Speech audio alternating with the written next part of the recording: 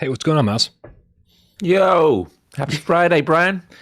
I mean, that didn't answer my question, but okay. Yeah, it's Friday. Yeah, Woo! I mean, I just say anyway.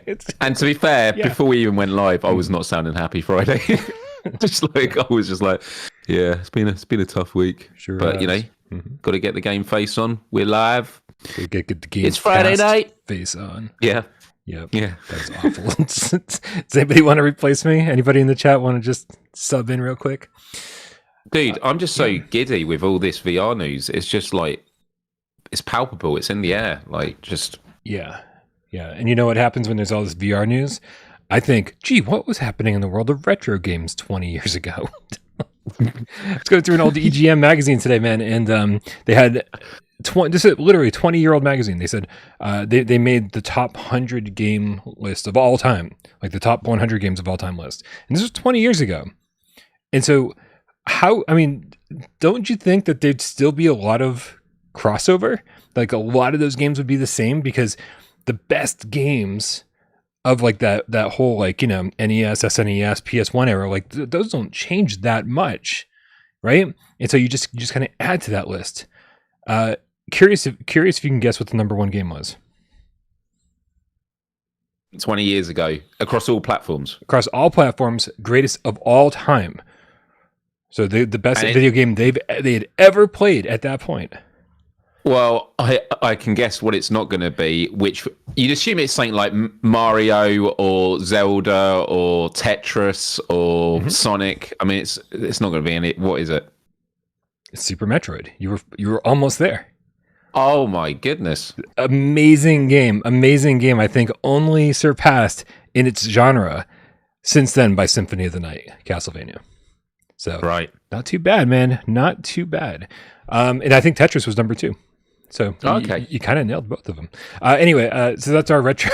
I hear I talked a lot about retro games on Wednesday's show, but I was so out of it. I don't remember any of Wednesday's show. I apologize, you guys. I don't know what the fuck we talked about. I don't know what happened. I hope I kept all my clothes on. I love you guys. Thank you for putting up with me. Dude, let's start the show. I completely forgot that just happened. Let's go.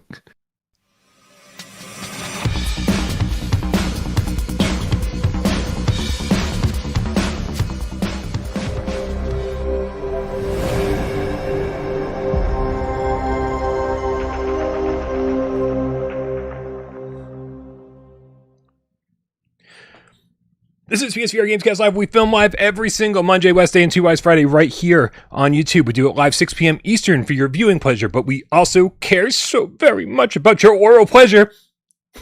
That's right. So check it out on podcast services of your choice. Our good friend RyPop uploads that, and then Sci-Fi Game Cat Henry puts timestamps into the show after the fact. So if you're watching this live going, when are they going to talk about Resident Evil, Myles? Well, if you're watching it later, you can just jump right to it. Because right now, we have no idea. I couldn't give you a timestamp. I couldn't be like, jump to the 3704 timestamp. Who knows what we'll be talking about then? It could be more retro games. Anything's possible. It'll still be the intro. Yeah, right? Well, so they'll jump at 3407. They'll be like, all right, time to get to our first news story. Yeah. Like, shit. That's all housekeeping done. Yeah. Did everyone join Discord? Excellent. My name is Brian Paul from this channel right here, PSVR Without Parole. And this man over here to my left, your right, it's Myles Dyer from youtube.com/Myles. Myles. Howdy, Brian. Howdy, Game Cats. Happy Friday. Hope you're all doing well. I mean, just, my goodness. Regardless of how we're feeling about December, just next week, or not even in the world of gaming, in the world of VR, in gaming as a whole, it's just December is just bold. And what I love is Rockstar Games is the kind of company that can look at a month and go, wow, December is looking pretty stacked for gaming. Let's drop the trailer there.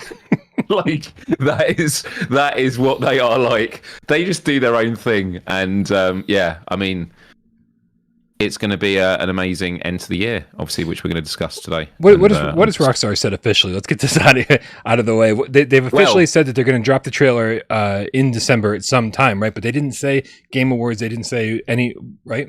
No, but they did today give the date, which was the 5th, which is Tuesday. Oh. So they're just doing their own thing. Yeah, just doing their own thing. So it's on the 5th, but all it says is they've just put a little banner up that just has Rockstar Games, and it just has trailer 1 and then the 5th. And when they first announced it, this is the funny thing. They've not said it's Grand Theft Auto 6. They said it's the trailer for the next Grand Theft Auto game. So I like the idea. It's like Grand Theft Auto Online plus, we've now made it cell shaded. Yeah. But yeah. Do you think the next one will be called GTA 6? Like, or do you think it'll have like some different name to it? I don't know. I mean, the thing I'm seeing go around a lot is because everyone's saying it's going to be in Vice City, so it's GTA VI for 6, and then that's Vice as well. That would be the branding. That makes sense. Which is kind of cool. Yeah, but I like that. But the most exciting thing about it is, I remember that when GTA 5 was coming out, I think it cost $500 million to make, which was an obscene amount of money for a computer game 10 years ago. And before the game even came out, I think they cleared $1 billion. Yeah. I don't know if there's been an announcement on how much this game is costing, but I think it's speculated that it's going to be the first ever $1 billion game. I think it could even be closer to $2 billion. But the reality is, when you think about when you go to a game store and you see the top 10 charts, 10 years later, Grand Theft Auto is still in the charts. And so this is the closest we've ever got to a game developer with basically infinite resource. Because much, yeah. And I still can't get my head around, like, how do they top GTA 5 and GTA Online? Like, the 5 component, like the main story, okay, but like online was such a phenomenon that, how do they outdo it? And the thing is, we probably thought that before GTA 5. Like, whenever you see stuff like Fortnite take the world by storm, or Minecraft and all these things, you always realise that there was a time where that didn't exist, and then suddenly it was blown away. But I think also Rockstar's had some questionable practices lately, whether it comes to the re-releases of Red Dead Redemption for PS5, but it was a PS4 version, right? Or even the enhanced edition for PS5 of GTA. And then they brought back trilogy, Vice City, didn't they? And all the classic ones that were terrible. But those are kind of like, I'm not excusing it, it's absolutely terrible, but those are kind of like money-grabbing side ports. This is their like flagship game. Yeah, you would have thought, and so sorry, sirens on my end. They waited till the show to start. Thank you very much, Worcester. Yeah, you would have thought that they'd handle those ports themselves, because I mean, that Grand Theft Auto trilogy from like the PS2 era is iconic. It's classic, but they like farmed it out, and it's like makes me a little bit nervous, because here you are saying like they've got an infinite amount of resources, infinite amount of money basically to spend on this, because they know they're going to make whatever they spend back in the first day. And that's very cool. But it sounds like, so sometimes, sorry, the sirens are definitely it's ringing in my ears right now. I think they're in my parking lot. It's very GTA-esque. Exactly. Perfect timing. So so when they do things like farm out these important remasters, it's like, well, then you start to wonder what the MO at the studio is, right? Is it all just like, all we care about is making money, and like we know they're going to buy it, so don't fucking worry about it, we'll add to it later? Or do you think they're going to come out with something like insanely polished, it's going to blow everybody away all over again, that we're still going to be playing 3 generations of consoles from now? I just don't know, man. I just don't know. Like, nothing has been, I feel like nothing that's come out has been nearly as good as it should have been for quite a while now. And so and I'm not sure if I see GTA 6 being immune to what's been going on. That's true. The only thing I would say to counter that, and by the way, I do share that concern, but Rockstar Games have always been massive innovators when it comes to gaming. So like, I will never forget when I went to my friends who had a PS2, and I'd always played Grand Theft Auto 1 and 2, which is the top down, and there you are, 3D in the world. It was the most mind-blowing thing. It's like, oh my God, you're actually in it. When Grand Theft Auto 5 came out, it came out on PS3, and then when it came to PS4, they had that first-person mode. And the speculation and the hope I had was, when they did the PS5 version, are they going to add a VR mode? and obviously that didn't come to be. And that could be for a whole wide variety of things. But it's like, if we're talking about infinite resource, there's... Because the question always is, why don't these big AAA developers do a VR mode? Because it's like they're not going to make the money back. Do you know what I mean? Like, it's a smaller portion of the audience. But if they have infinite money, and Rockstar Games have always been at the forefront of technology. Red Dead Redemption 2, it was set way in the past, but it had really complicated systems with AI that had like day and night cycles. Like, everyone had a life that they were living, and they even got to the details where your horse, if it was cold, their testicles would go up, and then in the heat, the testicles would drop. Like, someone designed that. Someone worked on that in Rockstar. I thought you were just putting me on for a second here. No. It was talked in the lead up, and obviously people tested it afterwards, and it turned out to be the case. But the point is, like, they always focus on the small things and the big ideas. And so, look, I'm not here to say that I think GTA 6 is going to come out with a VR mode, but I'm also saying I would really, really like them to do that. And it's one of those things of, like, if they announce that, I would be shocked but not surprised. Because, yeah, it would absolutely blow my mind if they announced that. But if they're a company to release a AAA game with a VR mode built in from the get-go, Rockstar could make history yet again with that. There's a dude formerly from Ben's studio tweeting today about GTA 6, saying that it's going to have like this year-long exclusivity with PlayStation. It's going to, it could be a pack-in bundle for the PlayStation 5 Pro. Saying a lot of crazy shit, right? And whether it's true or not,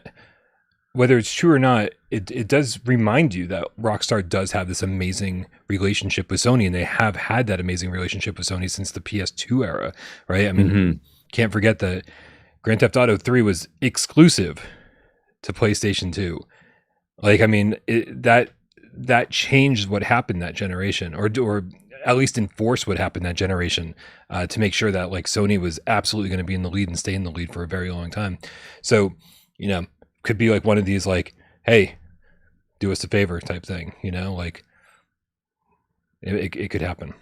Anyway, the last thing I'd just say, the last thing I'd say on it is because there's a lot of people throwing around the word metaverse. Like, the big battle about the metaverse at the moment, and John Carmack, who left Oculus and Meta, had a bit of a disagreement with it, and we've spoken about it on the show before, which is, what he was saying was, he believes that the way you make the metaverse is you make an amazing platform, like a game where it builds a massive audience like Fortnite or Roblox, and then it basically becomes the metaverse. Whereas what he believes is, Mark Zuckerberg is saying, let's create the metaverse like this kind of, you can do everything, and it's kind of, you sort of go there and you go, but what is everyone doing? There's no cohesion to it. GTA Online was probably one of the earliest forms of a metaverse, because people were literally living in it. I can't even begin to think of the hundreds of hours I played in GTA Online. And obviously, as the years went on, they kept adding all of these modes. So that is another reason why they could do a VR thing. They're like, you know what? We know people love this game. We know we're going to make tons of money. Let's get people inside it. We've done the first person mode. We've seen how that works. The first person mode wasn't a requested thing. That was just something to, like, boast the tech. And the first person mode wasn't even that used that much by people in GTA 5, because third person always gives you an advantage when it comes to looking at enemies and that. So I think there's a lot of signs that, Rockstar would do a VR mode. But again, I'd be shocked but not surprised. Well, they also did the LA Noire VR case files, which was almost a full game. And they had people coming on board recently for VR projects, wasn't there? There was job listings for that. So all the stars are aligning to disappoint us, Myles. It's going to be fucking amazing. Thank you, universe. You've done it again. Yeah. All right, man. Yeah. Let's talk about a couple. Let's read out some of these tips before we get to the first news story. 37 minutes and 2 seconds in. Mako XL with a Canadian $5 tip says, Brian, Myles, appreciate both you gents. Happy holidays. Happy holidays to you too, Mako. Hope everything in Canada is going well. Unintended Studios with the $10 tip says, my PSVR2 all of a sudden keeps saying it lost the tracking. We have plenty of light. It's never been a problem before. It's become unplayable now. Anyone else running into this issue? I think once in the entire time I've had my PSVR2 since February, have I ever seen it say something like that? It's lost tracking. And I was like, well, that's fucking weird. And then it never happened again. And I was like, really strange. Nothing like that's happened to you, right, Myles? I've had it blip a couple of times. A friend of mine had issues where it kept going back to the reset your play area. Yeah. And it kept doing it and it wouldn't stop. And then it was one of these things of he came back to it the next day and then it was working. So fingers crossed that it is one of those things that it will just, when you come back to it a bit later, but I assume you would have tried that. Yeah. Yeah. Macho in the chat says, clean the trackers, bro. The trackers. There you have it. Professor Lilith with the $2 tip says, hi, Game Cats. Hey, Lilith. This Sunday's multiplayer is Pavlov. There you have it. People can't get enough of that sweet TTT. Guys, if you're not aware, we've got a Discord. Click the link in the description below. You can come join our Discord. It's free to join. That's where conversations like this happen, and we hang out 24/7. I sit in voice chat all day while I get work done. So if you ever want to just hang out, you know where to find me. That's for sure. I also want to say this. I apologize if you email me or DM me or do any, if you try to contact me in any way, shape, or form, it could be weeks before I respond. Mostly because I'm on Discord and that's my main way to communicate with everybody. DMing me over there is probably the best way to go. Also, while you're clicking links in the description, make sure you click on Myles Diary's YouTube channel.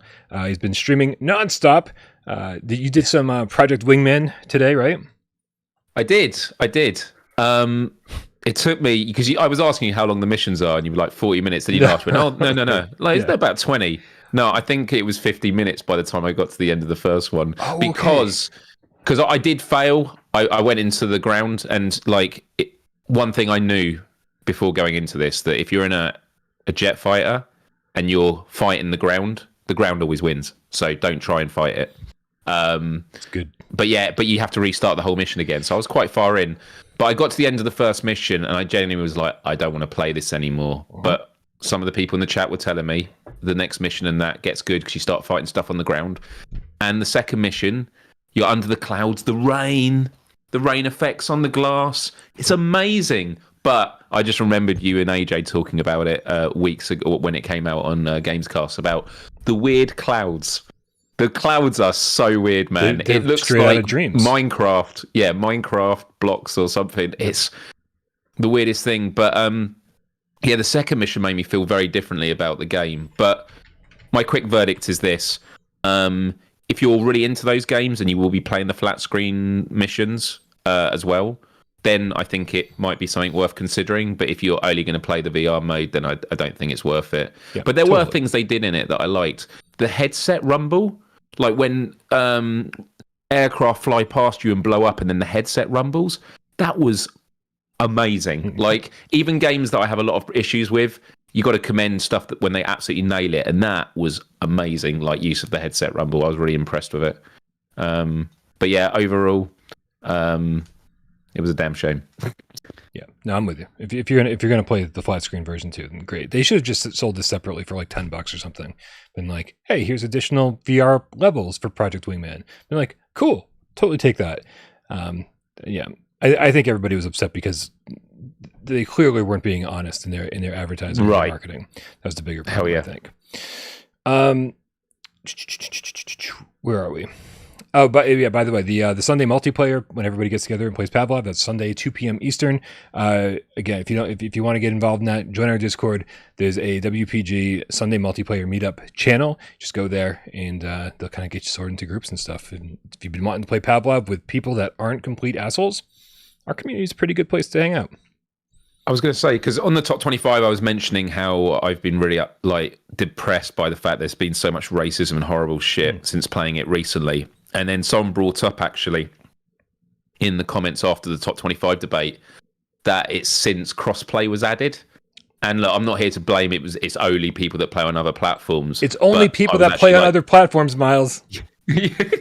But I was It matches. The timeline matches. Yeah, they added the crossplay mode, and the toxic culture is just absolutely horrific on there now. So Sunday Multiplayer is wonderful, and if I can, I will definitely join because it'd be amazing to play TTT mode with GameCats and all the other stuff as well. Yeah. Also, great to see people giving suggestions about to unintended studios about tracking problems. If you change things in your room, just may want to try to remap the whole room again. Have the PlayStation or the PSVR2 kind of see everything. Also, Mako clarified, he's like, just wipe down your controllers because there could be dirt or something on on the sensors. So anything's possible. But thank you guys so much for all the suggestions. Mako XL with the Canadian $5 tip says holiday train. I think this is a tip train. Thank you so much, man. Appreciate it. Another tip from Mako, $5, says an important part is openVR on PC is unpaid people porting AAA games to VR for free. Totally, I don't remember what we were talking about. I'm so sorry, Mako. But yes, there's also, dude, I'm so happy that what's going on over on the PC side of VR, because they're basically kind of throwing it in Sony's face, kind of throwing it into Meta's face a little bit, being like, look what we're doing over here. This doesn't require all that much work, and we're getting these big AAA games in VR, and here it is. And you've got to figure that Sony's going, yep, that was kind of our plan. We're getting there. Maybe it lit a fire under them. Maybe we'll see it happen a little bit more frequently.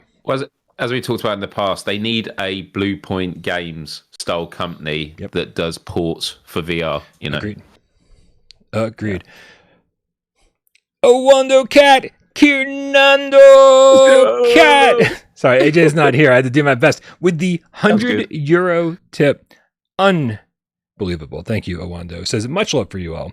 That top 25 show was wonderful content. RE4 hype. Brian, you're fucking awesome. Myles 2. All right, I'll take that. Thank you. Yep. Oh man, we got to talk about this top 25 at some point, man. We got. I was sick for too many days. I was trying to write the script for all the games that are going to be on it. I was trying to put it together, and then I realized, holy shit! Now here we are.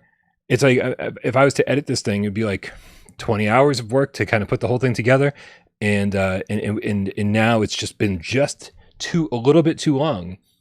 And we have Resident Evil 4, we have Vertigo 2. We have Arizona Sunshine 2, and we didn't know, we certainly didn't know that RE4 was going to be this early. So it's we're going to have some conversations behind the scenes, you, me, AJ, and Wes, and kind of figure out where these newer games belong, and then we can have a proper top 25 list for the holidays. My apologies to anybody who is upset that's how I'm handling it, but I'm sorry, I've only got so much time, and I can either review new games or I can make an outdated list of top 25 games. And I think I've made my decision. So hopefully Resident Evil 4, Vertigo 2, and Arizona Sunshine 2 are really terrible games, so it's just easier. So the list hasn't changed. Even top 25s anyway. Yeah, it's fine. It's fine. Yeah, let's hope those games are terrible for that. Yeah, well, that's what I'm saying. Reason. Yep. Yeah, let's hope that. And then Macho, the real estate procrastinating game with a $2 tip says GTA 6 would be all that PSVR2 would ever need. You say that now. Oh. You say that now, and then 3 years from now, people go, "Oh man, GTA 6 is still the top PlayStation VR2 game." Nothing's changed. We haven't got any more support. Right. It's like the Vita. They supported it and then they dropped support. It's like that. It's a nice thought, Macho. That we need a lot more than that because people are miserable. Darth Vader with Game Cat with a $2 tip says, "Come on, Myles, got to get that RE8 playthrough going. Are you going to finish Village before RE4 comes out?" I'm not going to be finished. No. Well, fortunately, 8 is after 4 if my GCSE maths taught me anything. So I think I'll be all right jumping into 4. But yeah, I will be. When does it come out? On Thursday or Friday? Friday. Is it? Yeah. Friday. So and actually, I'm off work on Friday. So depending on when it's out, exactly, I'll be doing a Let's Play of it on Friday before GamesCast. So Myles, you know what comes out before Friday? Thursday. No, that wasn't the question. Oh. I'm so fucking done.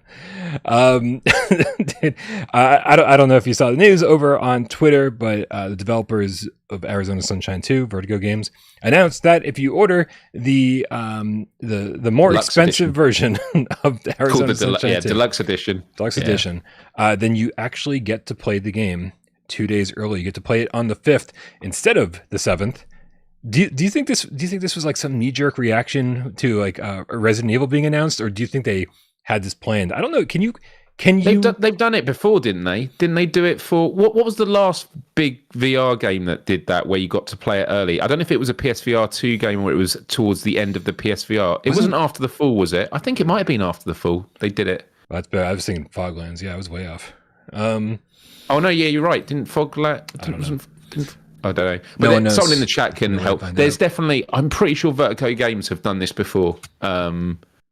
Well, yeah. So I mean, it seems like on the surface, like Resident Evil 7 gets in 4. I'm going to be doing this all night, by the way. Resident Evil Village, Resident Evil 4, 7. I don't know. Yeah. They're all the same. They're all amazing. Yeah, Resident Evil 4. We finally get a release date, and then next thing you know, like, it seems like right on the heels of that, Vertigo announces, "Hey, guess what? Don't forget about us. We're over here, and we want your money too."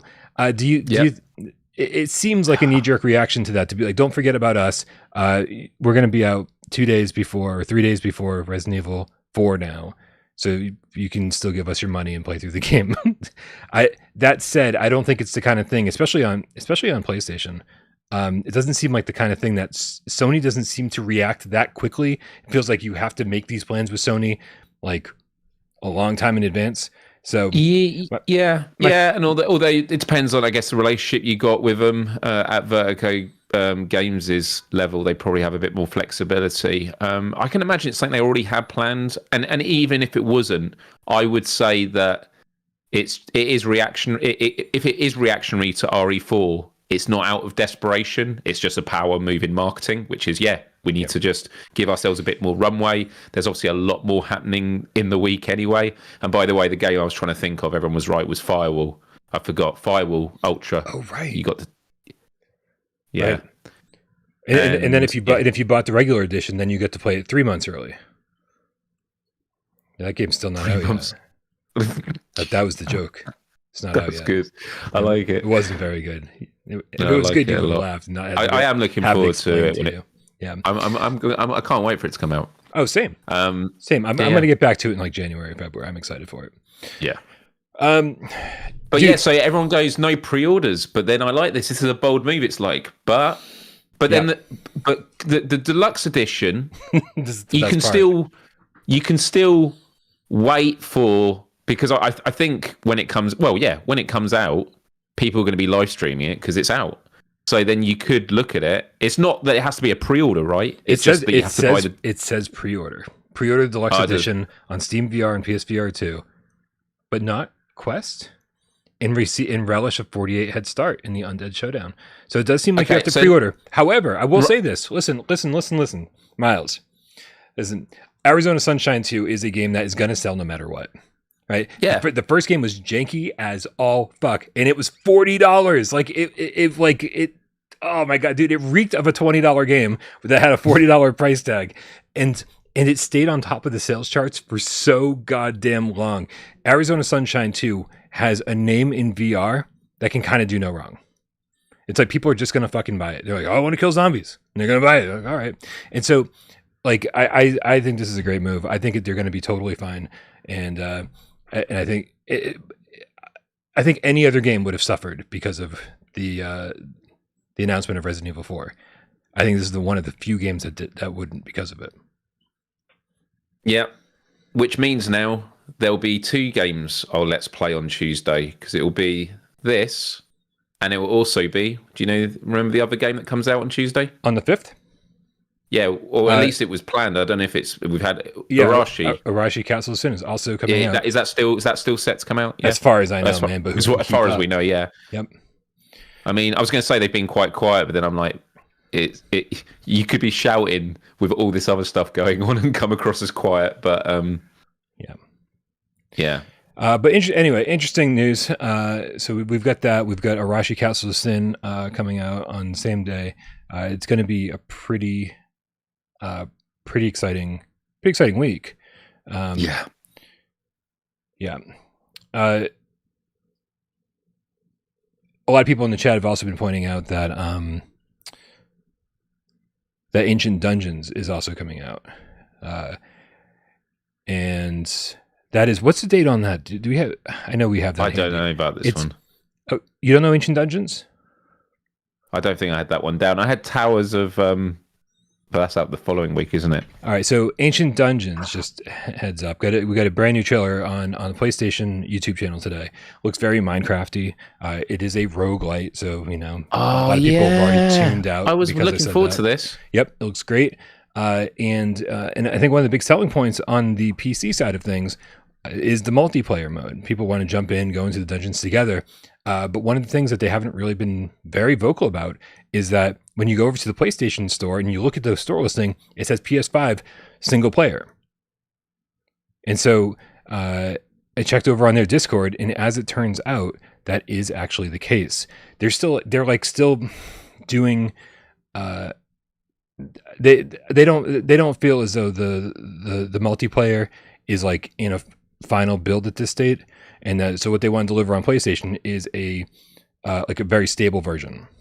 And so over on their Discord, they said PSVR will not get the multiplayer beta. So that's how they're stating it, is that the multiplayer is in beta right now. And so they said it'll get the current stable version you can get on Steam, Quest, etc. But once multiplayer fully releases, it will have crossplayer with the other platforms. The problem is that Sony doesn't properly support test versions. So they're still testing the multiplayer stuff out.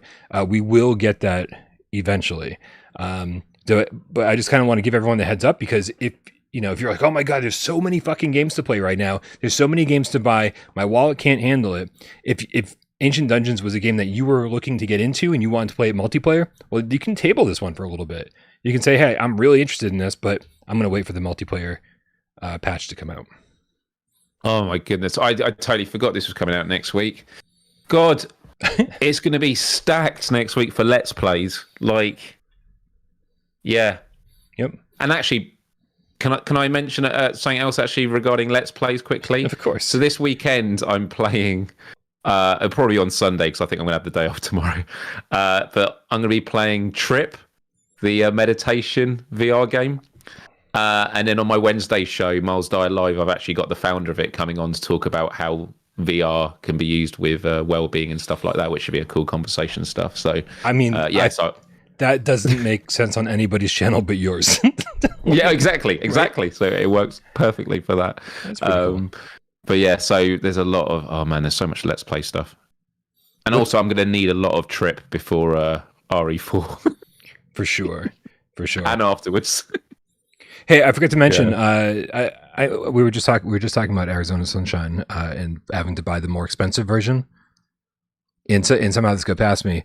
The deluxe version is $10 more, but it's also got like a 10% discount on the PlayStation Store, whereas the standard version doesn't. And so really? It's only like $5 more to get the deluxe edition. Wow. Yeah. So that's really like saying, come on, right? $50 or $55. It's like we've already crossed the threshold of what we consider acceptable. Let's just throw $5 more at the problem. Really got my fingers crossed for that game. Yeah. Miles, we got a couple more tips here. We got one more tip. Super cool video, bro. The $2 tip says, do y'all think RE4VR2? Wow, that's a lot of letters and numbers. RE4VR2 will be more fun than Village? Well, this ties into say I was asking you beforehand, because I mean you've not played RE4, have you? On the flat screen. Not remake. Have you played the original RE4? Yes, many times.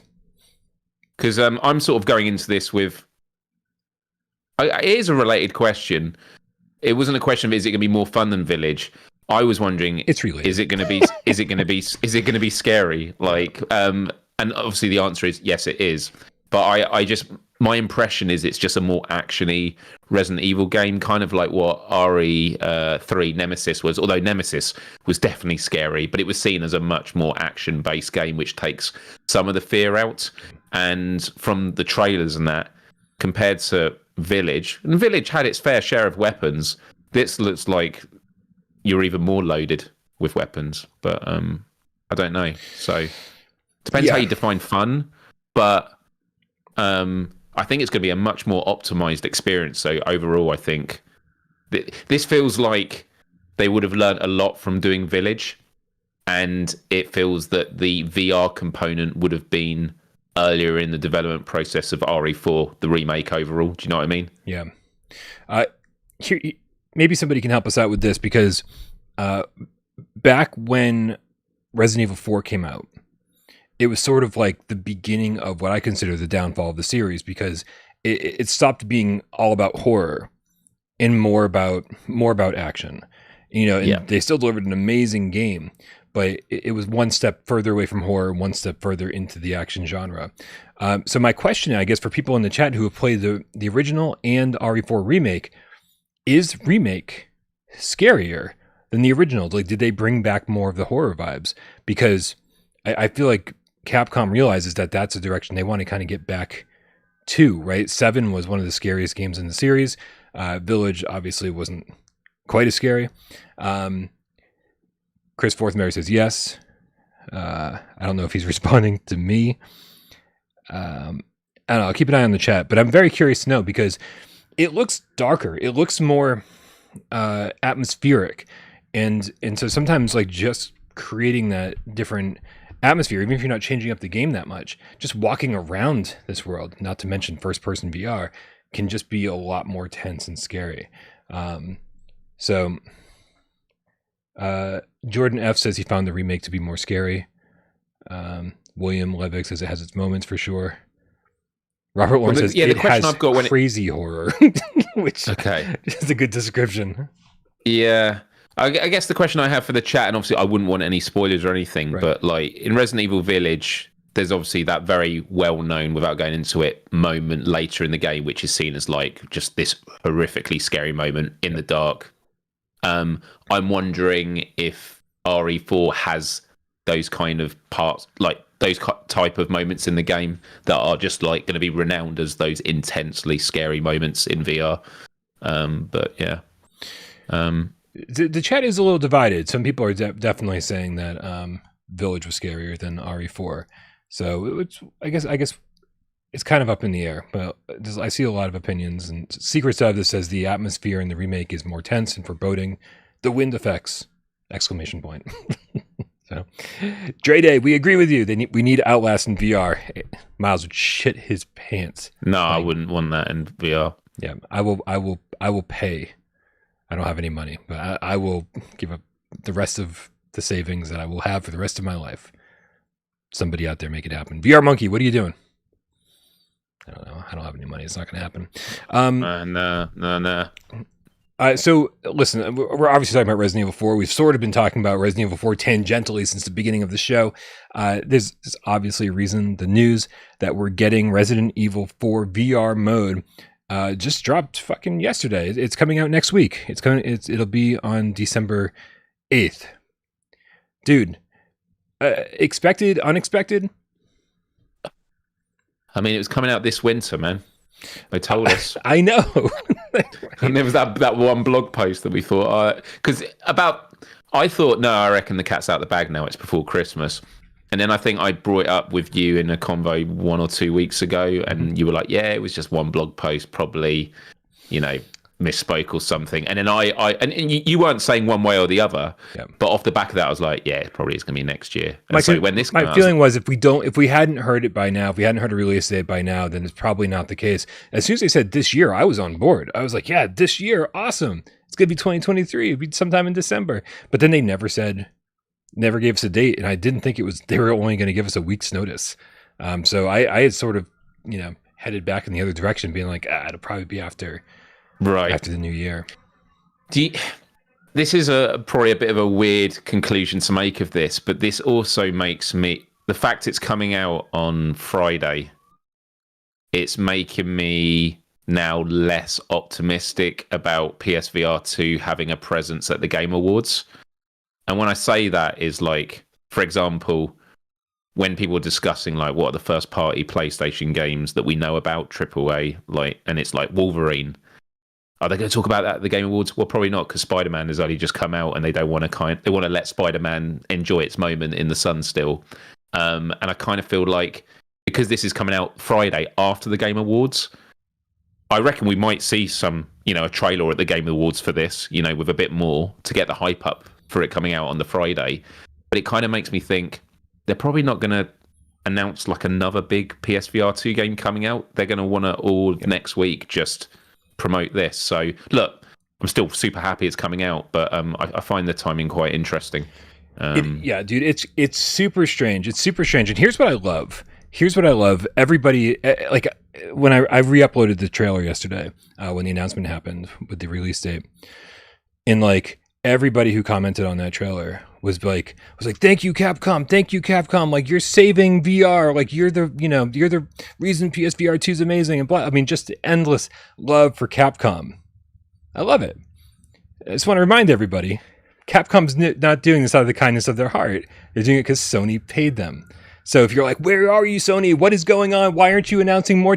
This is them, dude. This is them like forking out the money to make this shit happen.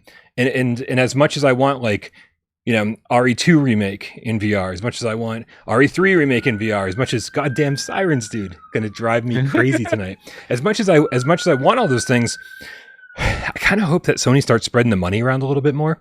They have this great relationship with Capcom. It's like, yeah, keep bringing your fucking Resident Evil games, but I also don't want PSVR2 known as like, well, if you like Resident Evil, it's good. Yeah, it's the Resident Evil VR2. Right. Like start looking outside of horror, start looking outside of Capcom, and start saying like, who else deserves this money? Who else is talented enough to bring these games, their AAA first person games, into VR? And I shouldn't say first person even, because RE4 clearly wasn't. So it's I'm super happy that Sony has proven again and again and again that they are not abandoning VR, that the PSVR2 is not the Vita. But now it's time to be like, who else can you talk to? Who else can you give money to really like make this library shine? I'm curious. Makes me wonder, at what point can Sony step away and Capcom will continue doing this for their Resident Evil games on their own backs? Do you know what I mean? Like, I think they've set a bad precedent now, right? It's like, right. Oh, we used to get paid to do this. Yeah, right. Yeah, it's like we're going to require a paycheck, or we're not going to keep doing it. I think that's the problem. Yeah. Although on the flip side, it's that they now have the infrastructure to do it that Sony have funded. Like that Sony have said, we'll basically cover the risk. We'll let you have the time to be able to develop and learn this, and then you can be like a world leader in the VR space, and now you can continue doing it. So they might have a deal behind the scenes, which is we'll do a 3-game VR deal with you. Maybe. 7, this, and obviously Village. So then there's a negotiation again.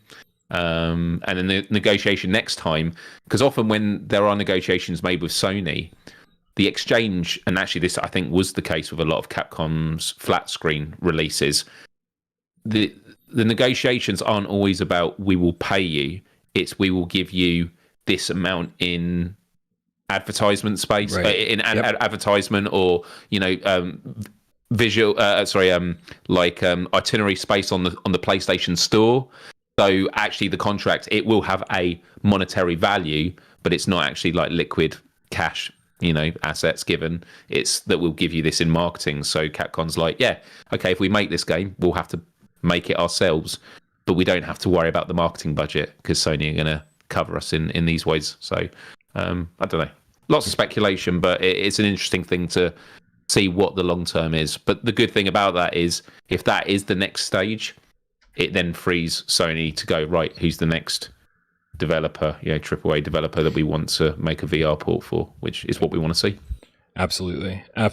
But dude, it's still not been a year of PSVR2 yet. We were chatting about it on Discord. It's like, we feel like we're getting to this point in the top 25. We're getting to the end of December. It's like, what a year it's been for PSVR2. It's like PSVR2 came out at the end of February. So we've still got 12 weeks at least until we get to the year point. And it's just like, we keep joking, January and February might be completely terrible, but the reality also is like, it's not even been a year and it's just absolutely phenomenal when you look at the PlayStation Store of all the different types of games you can play on a PSVR2 headset, the diversity of games.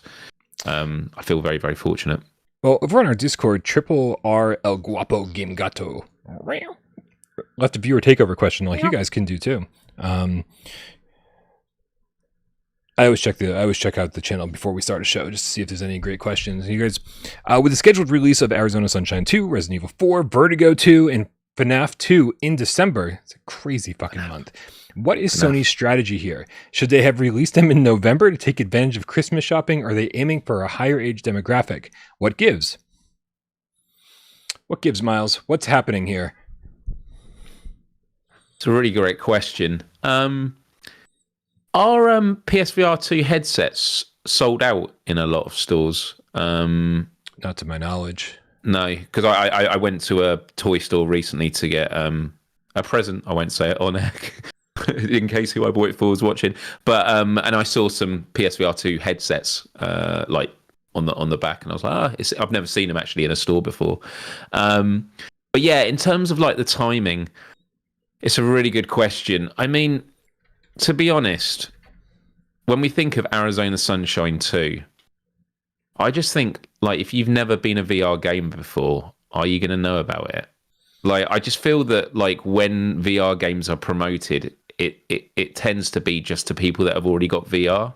And so, there was a lot of conversation with Wes about that latest Sony ad and the conclusion you made, or one of them, which I agree with as well. Please remind me, because I don't have any recollection of that conversation. So it was the fact that, like, doing these kind of trailers where it's not specifically aimed at instead of using gameplay, use the CGI, and Wes was talking about how it's really hard to show gameplay footage and make people go, wow, that looks amazing, because it always look on a flat screen, it always looks worse off than what it would be if you were in the headset. And so that's kind of the campaign you want to move PSVR2 headsets of, wow, that's what it must feel like to be in a PSVR2. So I think that at the moment is what's going to be driving the sales of PSVR2s. I think that all these games coming out just means that when people have their headsets and they're like, well, what else can I get? They're going to be going on the PlayStation Store, and then all the latest games are out at Christmas. People are going to have money for Christmas and stuff like that, and then they can spend it. So I don't think the delay or it coming out in December is an issue, because I think the big question is not like which game are people going to buy, because that's money for Sony regardless of what it is. It's, are they going to buy a headset? And I don't think that if these games came out in November, it would have shifted the dial on PSVR2 sales, because, again, my original point was people that know about these VR games, I think, are people that are already invested in VR, because you're looking at what experience can I have next. The first port of call is, how do you get people to buy into PSVR2? Yep. And it's having these like trailers which are more about what does it feel like to be in the headset. But I could be wrong there. I mean, I do like that they're experimenting. That's all I'll say, is that, like, it obviously just showing games on a screen isn't the easiest way to sell VR. And so if they're trying like something that seems a little bit more immersive because they're going for something a little bit more lifelike, I think that conveys the message a little bit better. To kind of go back to Triple R's question though, I mean, he asked, should they have released them in November to take advantage of Christmas shopping? And I think at a certain point you just don't have an option. October didn't turn out to be the month we expected it to be. November, not, it's kind of all over the place. December, suddenly we're getting swamped. I think when these developers are like, oh man, our game got delayed out of October. Like, let's talk to Sony. Let's help nail down a new release day. Sony helps you, right? And you kind of decide and whatever, but then suddenly after you've decided on your game or where your game should release, the dates just start kind of filling in more and more and more. And I don't think it's intentional. I think they are probably trying to get these games out before Christmas. It seems like this mad rush, and maybe there's, maybe there's some marketing that's going to be happening that's like, look at all these games that are out. At a certain point, someone's going to be able to say, hey, we've got 150 PSVR2 games out, and they can just have like this crazy sizzle reel and just like bam, bam, bam, bam, bam, and that sometimes quantity is just as important as quality. And so if they're able to like look at all these games that we have, like, people say that the headset's too expensive, but look at what it can do, and like look at all the games that are already available for it, and look at the quality here. And it's like all of those things combined. And so it's just I don't know. I just don't think it was possible for these games to come out in November, or they would have. Everything kind of gets shoved in, and I remember having I don't know if this was. I'm always hesitant because I can remember what developers have said to me off camera and what they've said to me on camera, but let's just go with it. I remember talking to the budget cuts team or whoever they sent my way for the developer interview, and I was like, aren't you concerned that you're dropping your game on PSVR like along with this game and this game and this game and this game and this game? It's like the busiest month PSVR one's ever had, and they're like, it's just important for us to be on the store.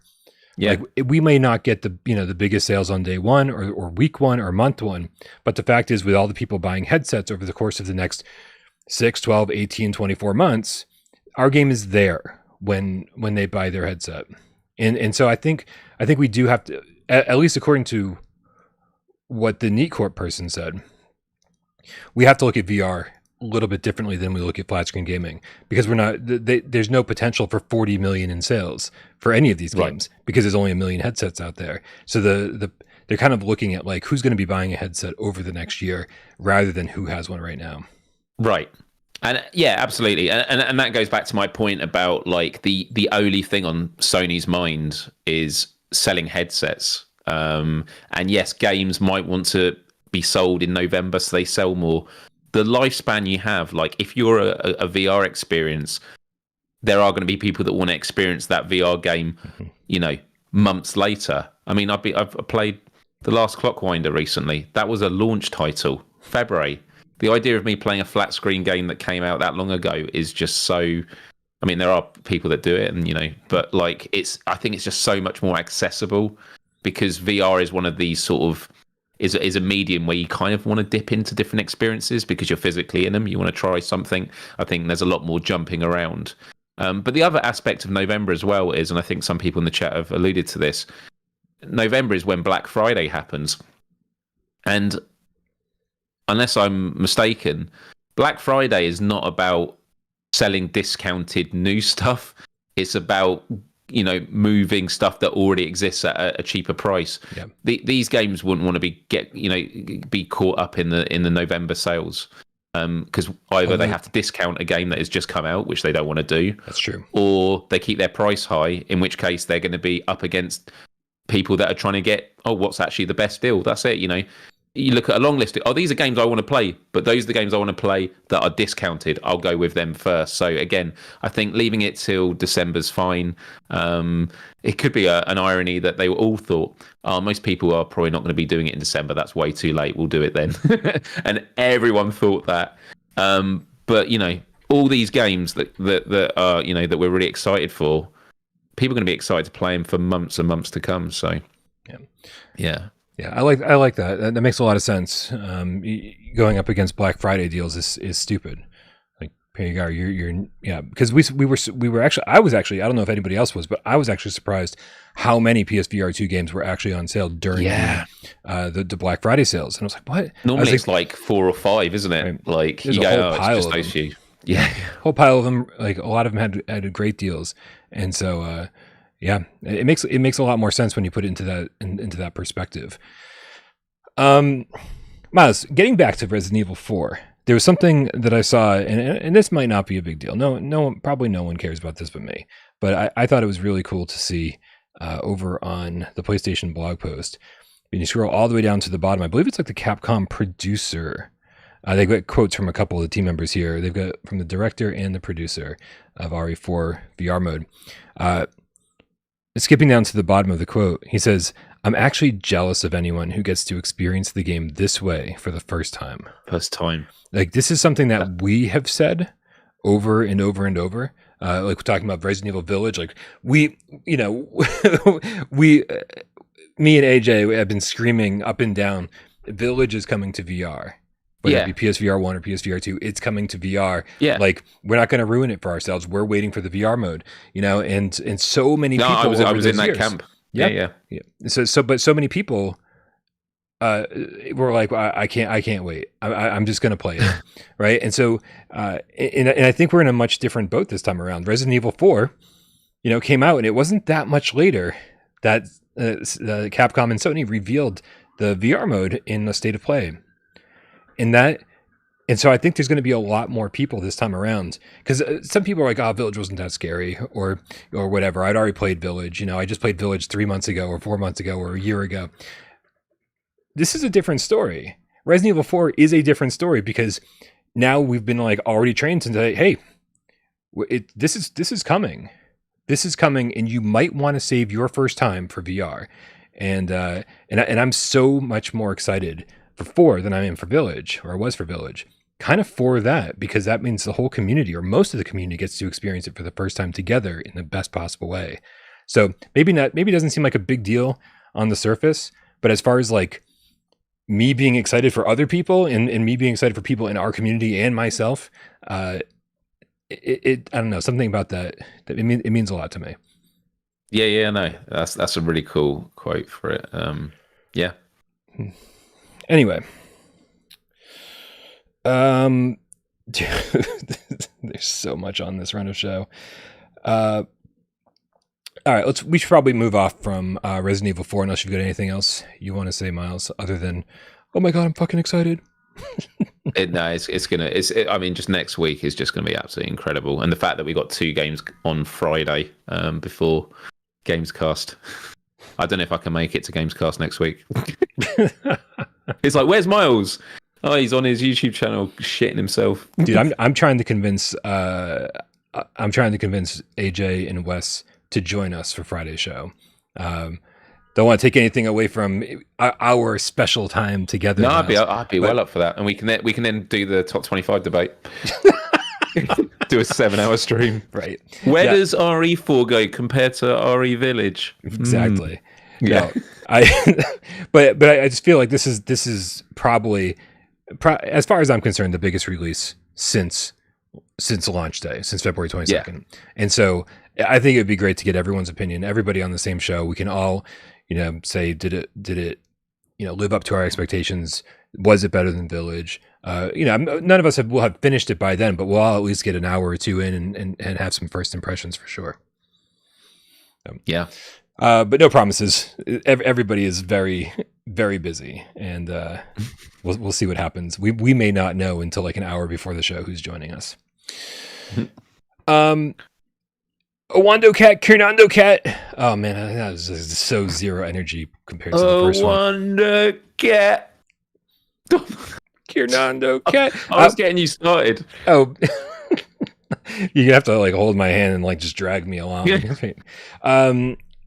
With another 100 fucking euro, dude is paying all my bills today. Says, and thank you for that. We really, really appreciate your generosity. It says, I never played the original RE4. I pre-ordered Resident Evil 4 Remake, and I have it on my PS5. Haven't started it once. I fully expect next Friday to be a religious experience on par with RE7 and RE8. I think this one could actually top the last 2. Probably the top PSVR2 release. Oh, poor GT7, dude. Poor Gran Turismo. Getting the number 1 spot and then potentially getting it ripped out right from underneath it before the top 25 list even goes live. How sad would that be? Yeah, pretty sad. But this is I think this is probably a similar experience to what a lot of people have had. People saw Resident Evil 4 Remake on sale, whatever, just was like, hey, we know it's coming to VR, pick this thing up, leave it in cellophane, done. Get ready because it's coming out. I screwed up, Myles. I screwed up. I've been telling people, buy Resident Evil 4, it's on sale. Buy Resident Evil 4, it's on sale. It's coming out in the next couple of months, blah, blah, blah, blah, blah, blah, blah. I forgot that I don't own the game, Miles, and I forgot to buy it while it was on sale. Did you? Is it not on sale now at all? Not digitally, which I have definitely converted to buying digital games this generation. And then even like physically, it's like $15 off on Amazon. I was like, no, man. So to be fair, I almost didn't buy it, and then I just thought no, but I did it thinking it'll probably be next year it comes out. Right. So I'm feeling glad. Yeah, I had a feeling we'd see it on sale at least two or three more times. Right. Yeah. Oh man. Dead Ringer the Game Cat. Welcome to level 1 membership, my friend. We got super cool video, bro, with a $5 tip, says Brian. Uh-oh. I feel like he's about to call me out on something. You said you're not a CRT television fan, but just wait for the cathode ray tube HMD. Industrial crane support rig not included. Haha. Love you both. Miles, you're great. Dude, I promise you I'm going to look this up after the show. I'm just not, dude, I just feel like I had old CRTs. After I got a HD TV, I had 2 massive CRT televisions in this apartment, and everything just looked bad on them. Bad, but I don't know. I could have had some really old CRTs. Mm-hmm. But thanks for the heads up. I have no idea what this is. I'm going to look it up. Industrial crane support rig not included. I'm assuming it's gigantic. All right, Miles. Next news story. We've been talking about a lot of things that are coming out next week that are happening later. But you and I believe we both played something today that is out now. Oh no, he's giggling. Am I going to be carrying this? Green Hell DLC, Spirits of Amazonia Part 1 is out. It is. Did you play it, Miles? I didn't. No, I didn't. What? I went to have a nap, and I thought maybe if I have a nice sleep, I could imagine what it's like, and I didn't even achieve that. So I'm going to be interviewing you about this, Brian. Also, because you're someone who, when we had the top 25 debate, I was someone that didn't even have it on my list. I was like, I want to go back to this game, but I want to wait until the graphics look better. Not that they're terrible. Mm-hmm. You know, they're not in the same camp as Hellsweeper. But this is a prequel, this DLC, right? So you jump into the game. Is it just on the main menu? It's just a separate thing that you select? Yes, and I, I've obviously beaten the game, the core game, but it doesn't seem like you need to beat the game in order to unlock this. You just download it, and then there it is on the main menu. Do you want to play the campaign? Do you want to play Spirits of Amazonia? It has its own difficulty levels, just like the core campaign does. And I'll tell you, man, like I don't know what I expected. I think I expected. was going to say what I'm curious about is, like, when it comes to, I know it's not a progression system in the game, but you learn to craft certain stuff. Is it like in the main campaign where you start off with nothing and you got to learn it all again, or is there new things that you can build? Like, is it a feeling of like, you're just starting again, but just in a different area? Like, talk about that. A little bit, yeah. Like your notebook that slowly fills up, your journal that slowly fills up with things that you can craft, and then of course all the different things you can eat in the jungle. These are things that you don't learn until certain points, or if you're not eating them, you're not finding out what the results are. And you basically start fresh. My notebook was empty. It was filling up pretty fast though. So I don't know how long. This is part 1 of 3, and from what I've heard, Spirits of the Amazonia is like pretty long. Like once we have all 3 parts, they said it'll double the size of the campaign, so it's like another 8-10 hours, something along those lines. And so I jumped in, and I was like, didn't know what to expect. I start off, and I'm on this I'm on this river boat, and I'm just sitting out there in the open. And next thing I know, like these natives start shooting me with arrows, and I was like, oh shit, I think I'm dead. And I wake up, and next thing I know, I'm kind of like going on missions for I don't know if it's the chief of the tribe or who it is, but that's sort of what you seem to be doing here. You're heading out and you're trying to gain their trust, and so you're finding members of their tribe who are like sitting in caves and they're wounded, and so you like fix them up, and that helps gain trust. They ask you to do certain things. It's like a giant fetch quest, right? And I just felt I don't know why I thought this was going to be more narrative driven, and instead it just feels like it almost feels like this didn't have to be a prequel. This could have just been like, hey, the island's open. You just go more do of a sandbox. Go do more stuff. Yeah, exactly. Like just check off all the boxes on this like kind of open world. And so I was like, dude, Green Hell is not something I feel like you pick up immediately. I feel like I forgot how to play this game since finishing the review, and so getting back in, I chopped a lot of what I played out. I played for over an hour. And a lot of it was me walking around being like, how do I do this again? I forgot. So it doesn't teach you the basics again, or does it flash up like things? It does. But there's also like, man, it's like here, so even though I survived the riverboat ride, the other guy with me didn't. And so, so he's like laying on the shore and like, and it's just, it's almost tedious at first because it's almost like the game's waiting for you to basically watching you going, do you remember how to do this shit? That's what it felt like to me. Cause it was like, right. Oh, go cover him with banana leaves. And I was like, shit. Okay. Banana leaves. Right. I totally forgot. Okay. Go chop down that plant and grab banana leaves, put it down. And it's like, okay, now line him with sticks. And I was like, okay. And then I had to remember like that there's like 3 different size sticks, or basically 4. And then it was like logs and, it was a bunch of little things. And it felt like it was trying to reteach me to play the game, and I was a slow learner. And so it was good, right? I got a good feeling from this, and I was thinking to myself, I was like, man, this is kind of what I wanted from Green Hell, was just more Green Hell, right? Mm-hmm. And there was, and already I feel like there's enough set pieces that I was like, wow, I wasn't really expecting this in free prequel DLC. And so listen, so content wise, I'm enjoying Macho. It's like 3 minutes into the DLC. It's not a spoiler, I promise you. So content-wise, I'm really enjoying what's delivering. There's something wrong with this DLC, Myles. And there might be something wrong with the game itself now, because they've actually patched the game. They've added fixed foveated rendering. The resolution seems a little bit higher than I remember it being when playing through the campaign for review. However, there are major sections of this game that will make people throw up, because the frame drops, or the frame rate has taken a severe dump in entire areas of this game. And I persevered, man. I was like, I know, I need to see more of this. But like, I've got kind of an iron stomach when it comes to VR. And this was a struggle. This was a real struggle. Many times I was like, I need to take the headset off. And I was like, no, just push through a little bit more.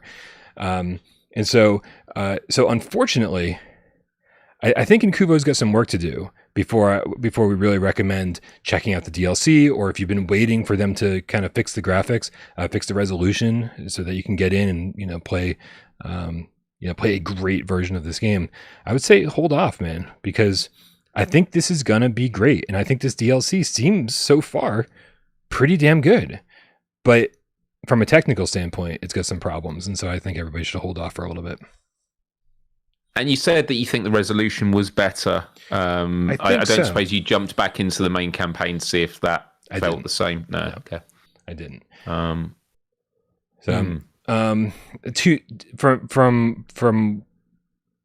what I've at least heard from, oh man, can you actually see it in this gameplay? You might actually be able to see it in this gameplay.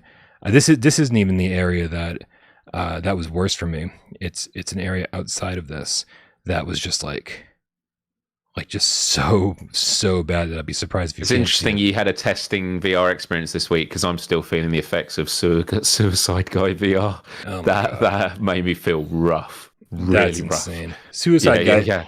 Suicide Guy VR is. Dude, we don't need to talk. Yeah, we don't need to get into it. But it's a travesty, dude. Like, I don't understand like what's wrong, what's going on over there, where the developer is like thinking that nothing's wrong, and then Sony on top of it just goes, yeah, right. You pass QA. Yeah, right. Yeah. Something's really strange about that. So anyway, man. So I wish my first impressions of this was better. I wish that that Green Hell, from a technical standpoint, again, was further along. Like we're like, oh yeah, the resolution's not great at launch, but the frame rate was fine. And now it's like, man, I'd rather take the lower resolution because yeah, it makes it almost unplayable for some people. There's always mentions in the chat about these games whenever we talk about Green Hell, about the forest, and like bring it to VR. For me, it's the game I've always wanted to see brought to VR. The Forest 2 in February of next year is finally going to come out of early access, and it's only on PC, so it's going to be a long time. And I was joking about the fact that the first Forest game took 4 years before it came to console, and I was like, Forest 2 will be another 4 years.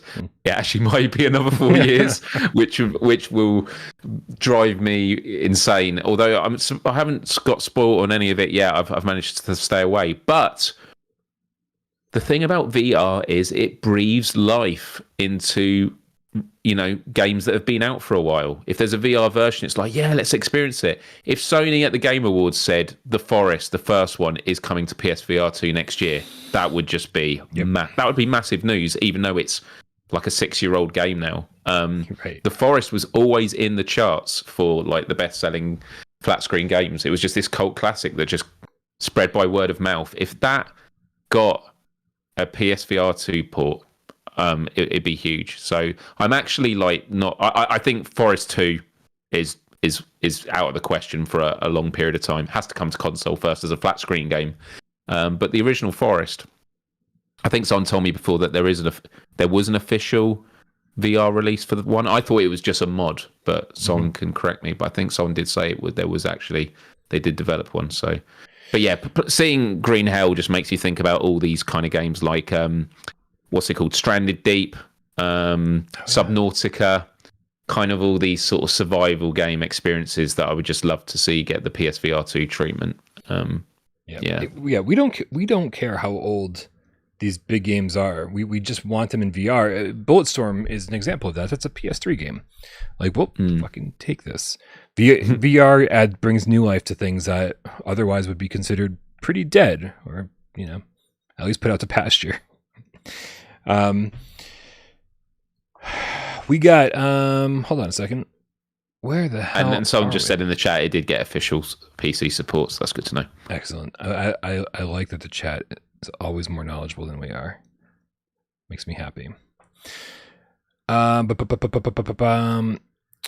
the real estate procrastinating game cat with the $5 tip says they should release a Resident Evil VR experience app and have both / all future Resident Evil games in one app side by side, like how Call of Duty does.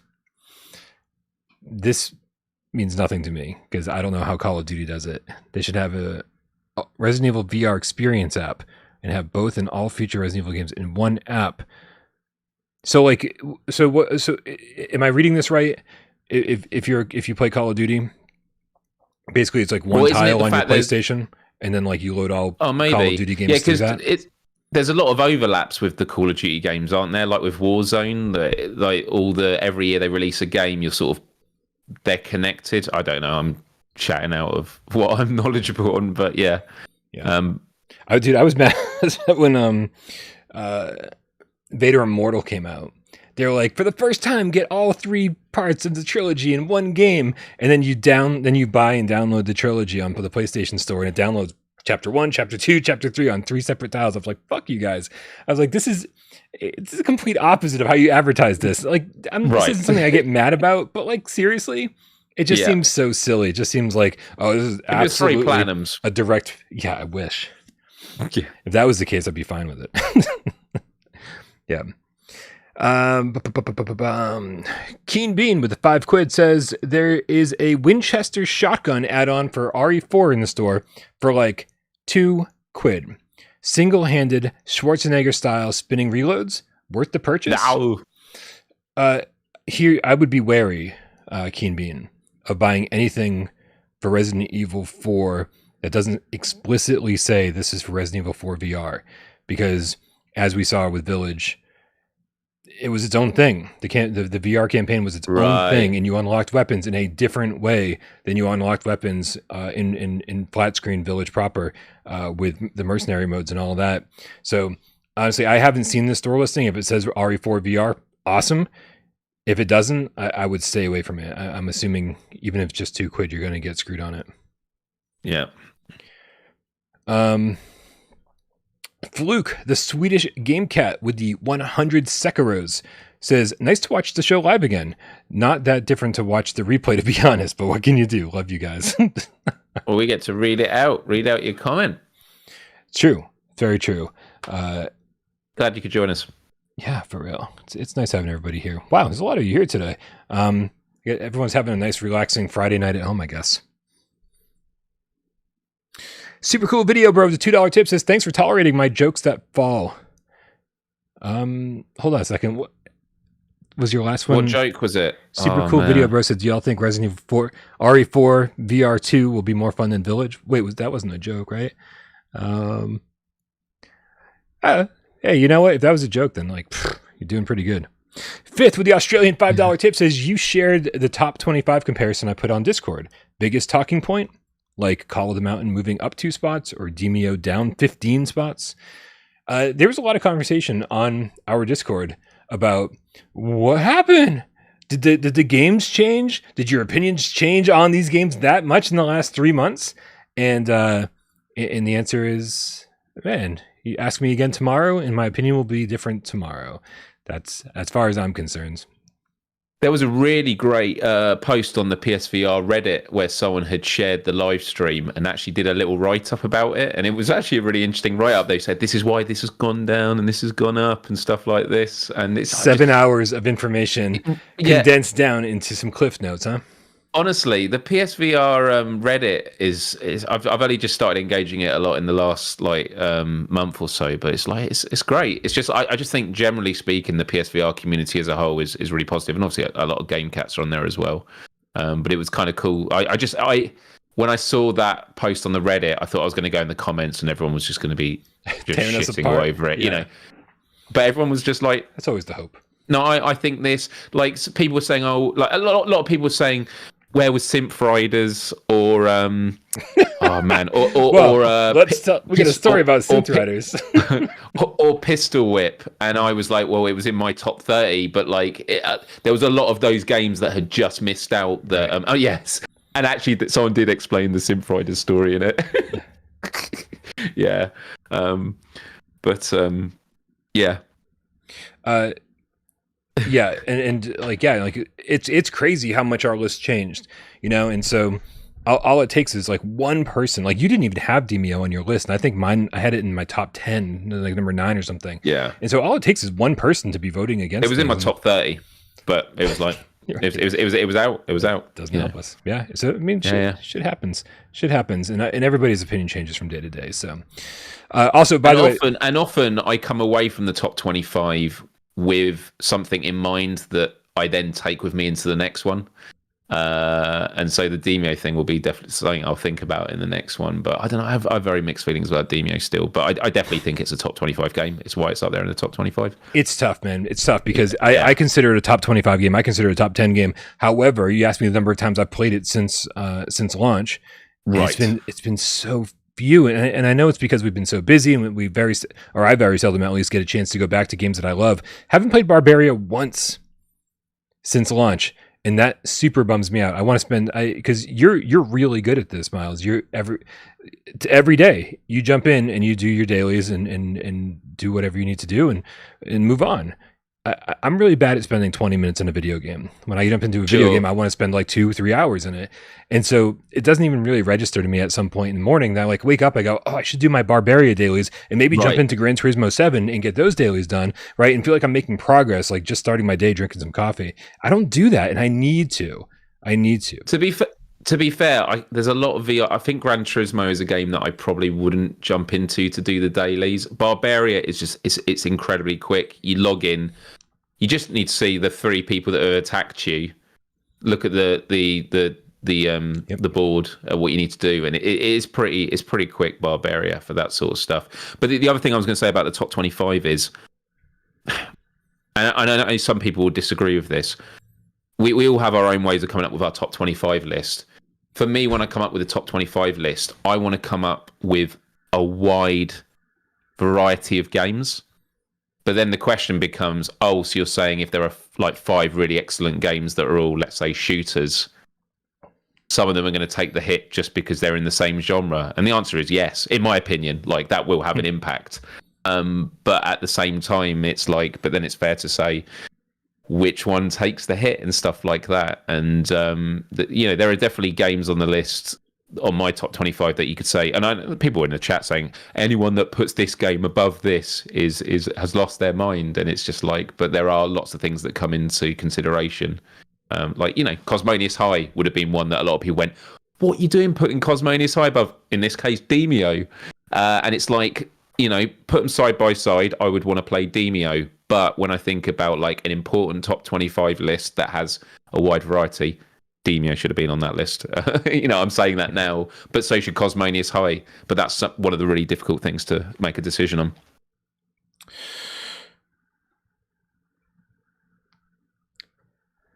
SB pointed out that the super cool video bro joke that was made was about the CRT television, and I don't know. I just passed right over that. I don't even get the joke yet because I haven't looked up what he was talking about. Anyway.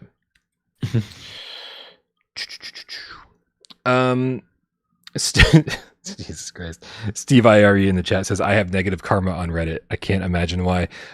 Just not to burst your bubble, Steve IRE, but you also have negative karma in our Discord. we just don't display it prominently for everyone to see. Not to burst your bubble or anything. Man, listen, next week's going to be amazing for video games, like for VR, especially PSVR2. We've got so many games coming out next week and the week after. December's going to kill it. But dude, how crazy is it, sirens on my end, that like we're not done with the announcements for this year? Next week, this upcoming week, next week, we've got 2 different shows where we could possibly get some pretty cool VR announcements. The first one being the Upload Showcase. It's going to be on December 6th at 10 a.m. Pacific. So that's 1 p.m. Eastern. Translation for GMT, Miles. That's 6 p.m. GMT. What was it on Eastern? 1 p.m. 6 p.m., yeah. Okay. And so it's sponsored by Perp Games, which means they've already said publicly they're going to be showing off Madison, Vertigo, Mixture, which is a game that I haven't heard anything of in 6 months, 8 months. It's been a while since I've heard anything about Mixture. So it'd be interesting to see where that game is in development. Wanted Dev Studios said that they've got more content for Ragnarok to show off and apparently something else entirely. And so there could be some cool reveals. Obviously, they tend to be very quest-centric over there on Upload. Really? I thought they were massive PSVR2 fans. I can't even say that with a straight face. Sorry. Sirens on my end. That's my excuse for not responding. But there they are. Like, if you just wait long enough. By the way, Ragnarok though. Yeah. Ragnarok news. Interesting. Yeah, I mean, I kind of don't care. Ragnarok didn't rope me in. Like, I'm not excited about more Ragnarok. But Wanted Dev is, they sort of proved themselves this year as being like a studio to be reckoned with, because Propagation Paradise Hotel was beautiful. It was scary. It was really fun. And man, like if they've got any announcement about like what's coming next in that series, I'm down, man. Sign me up. That could be great news. Ragnarok though is phenomenal, and actually I do need to do another let's play of it because my let's play that I did already got blocked by like one of the artists. Like There was like 12 claims, all monetization, and one did a block, and then I actually disputed it and said this, less than 1% of the entire video, I'm talking over the music. If people wanted to listen to that song, they're not going to listen to the version with me going, I almost got that one. People aren't gonna, and they it came back and they said no, they're not releasing it. So I was like, all right, so I'm gonna have to do a new Ragnarok one, just not using their song, and there'll be someone else that tries to block it instead. But yeah, Oh man, the joys of streaming. Hell yeah. Yeah, joys of running YouTube channels in general. Copyrights are always an issue. And dude, most of the time I'm like, I don't give a fuck. If I get a copyright claim, I'm like, whatever. I do not give a fuck. Like, I just spent all day making an episode of PSVR this week. It's 12 minutes long. YouTube's gonna like shove 5 commercial breaks down people's throats because I no longer control the copyright element of it, right? And I'm just like, I just can't. Like, I spent all day making the video, and now that it's out, I'm like, listen, YouTube, you do your thing, man. Like, hopefully most people have YouTube Premium, because this is awful, right? But when a video actually gets taken down or blocked in some countries, that is the most irritating thing ever. I can't. You would think at this point, like, YouTube would just have a way to like muffle the sound or just black out the video, whatever the offense is, and like at least let that part be aired, like without you having to participate in any way, shape, or form. You know, you're right. I need to check again, because you can do it if they do a monetization claim. You can remove the offending piece, and you can actually edit it and remove the sound from that section. I don't think you can do it if they've blocked it, which again, it goes back to my thing of like, I'm looking down the list and there's like 15 artists that have all monetized it, so they're getting a bit of advertising revenue for their portion of the video. All of them are having it spoiled from this one person that's gone, you know what, I don't want any money, and neither are any of you getting it. Just like, yeah.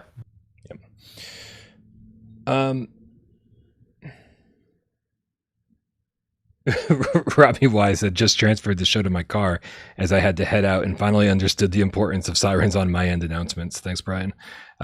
This is the reason a lot of people do listen in the car. Glad it's appreciated.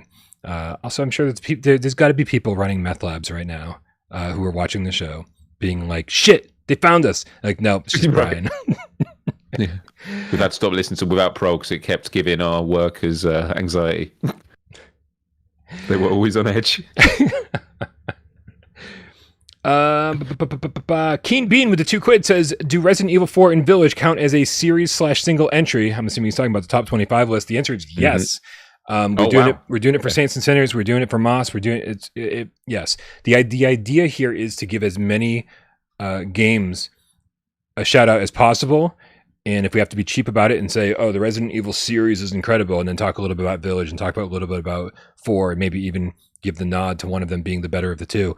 But yes, Resident Evil series will show up on the top 25 list as one entry, just to, again, get as many games the recognition as possible that deserve it. Awesome. McManus, listen.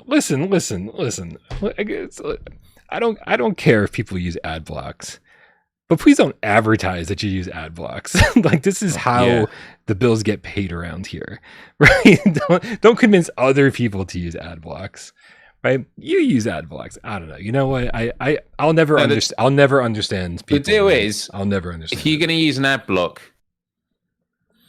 sign up and become a member. Oh. There you go.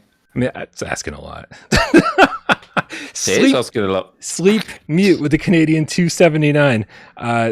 Here, let's make sure it's on the screen. It says, tipping from the past to say Super Metroid rules. Hell yeah, it does. One of the definitely top 3 best Super Nintendo games. It's hard for me to say that. It hurts my soul a little bit because Super Nintendo has an amazing library. But I've got to say, oh shit, man, I just forgot about Zelda. I mean, Super Mario World, one of the greatest games ever made. Super Metroid, one of the greatest games ever made. And I think Final Fantasy 3/6 may be the best Final Fantasy game ever made. Like, and then you don't even have room for Zelda on that list. What a great fucking console that was. Move Master Mick, esports commentator for hire with the level 2 membership, says... at Owando Cat Kiernando Cat, I have 14 different copies of RE4 since the OG GameCube version, and I love every single one of them. In this VR version equals GOAT. Dude, there's been a shitload of versions of RE4. That's crazy. Yeah. I don't think I would have counted 14, but that's pretty damn good. The Game Cat Cowboy Dan with the level 1 membership says, first time watching in 3 months. Hit that like. Thanks, Cowboy Dan. Appreciate it. Somebody's going to do Myles' job for him today. Yeah, hit the like button. I actually hit it earlier. It says for me there's only 38 likes, but I think I need to refresh the page maybe. I like when Cowboy Dan does it. It's way more relaxed. Oh, 173. Oh, come on. There's almost... There's over 500 of you. Myles, I love you Let's get so it to 300 Myles, likes. How come everybody I love in my life, more sirens on my end, how come everybody I love in my life is annoying as fuck? Because, I don't know. It's just nice. Maybe it's my personality. I just attract them to me. Just attract annoying. Oh, man. So Upload VR Showcase next week, December 6th, 10 a.m. Pacific, 1 p.m. Eastern, 6 p.m. GMT. We're going to stream it. We're going to stream it over here on Without Parole. I have no idea if anybody can be my co-host, but usually there's enough good reveals during these things that make it worthwhile and fun to do, and a lot of the cats like hanging out with us while they're doing their thing. So assuming, so whatever time it starts, we'll probably start about 20, 30 minutes prior to do a little pre-show, some predictions, that kind of stuff. And we'll see how it goes. I absolutely, we never plan these things very well. It's like last minute, who's going to join me? So. By the way, I just want to acknowledge in the chat, there has been a massive wall of disagreement from the chat regarding the RE4, RE8 thing. People are just like, they're two separate games. They deserve to be two separate entries. So just want to say that's been noted, but okay, doesn't mean anything. But I just thought I'd say that is there's been massive discussion about that, so it's quite interesting. I'm so happy that people have opinions. Thank you for sharing them. That's it. Yeah, I mean, dude, if no one had any objection to Moss Book 1 and 2 being in the same spot, sharing a spot, no one had any objections to Saints and Sinners sharing a spot. I get it. These are games that are more different from each other than the other sequels on our list. But like Red Matter 1 and 2 are very different. Those share a spot. So the problem is we can't do it for Resident Evil and then not do it for everything else. And so then it's like, well, where did Moss Book 1 and 2 fall? They both on the list? Do Red Matter 1 and 2 both fall? Like this is the reason. It's meant to simplify things and give more games a shout out. And I think that anybody who wants to separate them isn't. I mean, we're just on the same wavelength, unfortunately. I get it. You want a hardcore ranking of all these different games. I just want to give as many games a shout out as I can. I want 30 games on my top 25 list, Myles. Yeah, that'd be awesome. That's it. Well, that's what we're doing. That's what we're doing. I don't know, man. We'll figure it out. Like I'm probably not going to make any of these decisions on my own. We'll, you, me, and the other two guys, whatever their names are. I wasn't bringing it up to kind of make a decision now. I just, there was a lot of people saying in the chat, and I just wanted to acknowledge that. Understandable. We read the chat and we see it. We see it. Yeah. And the chat is completely within their right to be wrong. So fair play to you. Yeah, totally.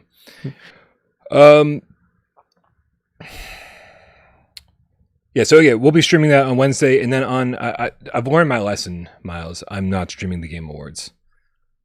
Because the Game Awards are so goddamn long. The VR section of that is going to be insanely small, right? It's going to be like one little section. There might be a cool advertisement at the beginning of the show, and then 3 hours later, go across the screen. Right? Then 3 hours later, there it is.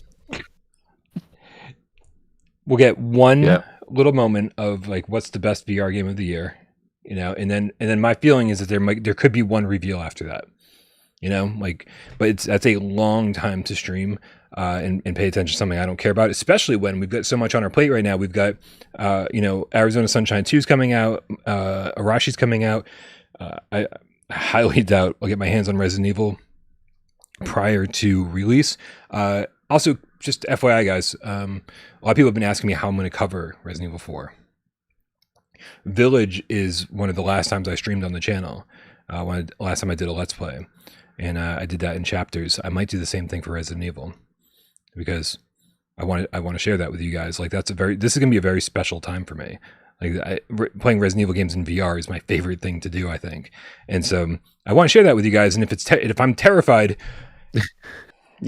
that's something that doesn't recreate very well. If I stream my second time playing through, I'm like, I might still be a little scared, but not nearly as scared as I was the first time.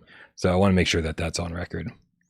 That's awesome, man. I'm looking forward to seeing that. And going back to what you're saying about the Game Awards, the best thing to do for this channel is, just be on standby. If an announcement's made and the trailer goes up, uploading the trailer to the channel. Like, that's going to have way more impact than just doing a 4-hour live stream with people going, there's another commercial. There's another commercial.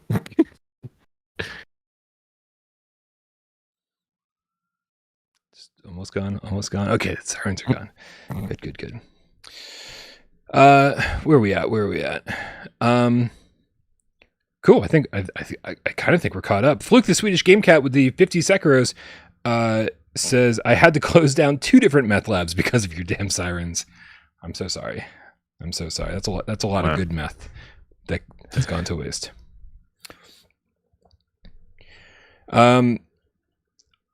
Myles, how you feel about doing all the 20 questions?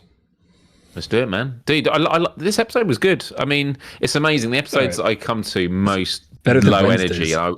I was really worried about it, and actually we darted around all the topics, but had a good flow. I liked it, and the conversation, the chat's been really, really good.